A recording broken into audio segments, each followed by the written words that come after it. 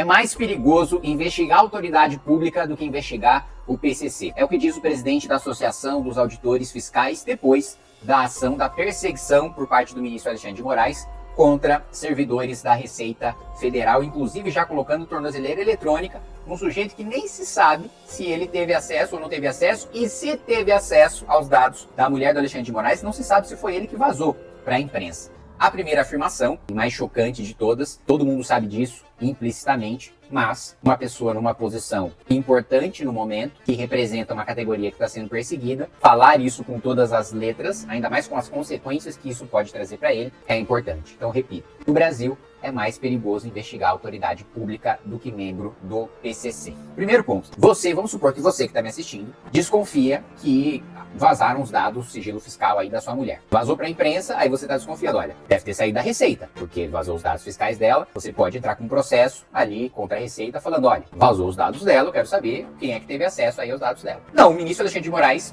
colocou a polícia atrás de quem supostamente teve acesso a esses dados, colocou tornozeleira eletrônica e utilizou o inquérito já existente, que é o inquérito das fake news. O que um vazamento para a imprensa de algo que é verdade, porque em nenhum momento o ministro Alexandre de Moraes fala, olha, não teve contrato da minha mulher com massa. A mulher dele, muito menos, nem vem a público para falar, olha, não teve contrato meu com massa. Então não é fake news. Então, primeiro ponto, o inquérito das fake news para investigar algo que não é fake news. Outro ponto, o que tem a ver vazamento de dados da Receita, se houve, com o inquérito das fake news? O inquérito das fake news, a justificativa, né, era, olha, estão inventando notícias falsas para atacar a Suprema Corte e colocar em risco a democracia. Estão inventando notícias falsas contra o ministro do Supremo para diminuir a credibilidade de uma instituição importante para a democracia e derrubá-la, que é uma desculpa furada desde o início. Primeiro assim, não é preciso notícia falsa para desgastar a imagem dos ministros supremos. Só falando a verdade, você desgasta a imagem dos ministros supremos. Não precisa inventar nada. Os abusos são todos verdadeiros. E a justificativa deles, que até a própria Globo agora está criticando essa justificativa. Quando um ministro é sócio de resort ligado ao Banco Master? Quando esposa de ministro, que não tem atuação relevante na advocacia,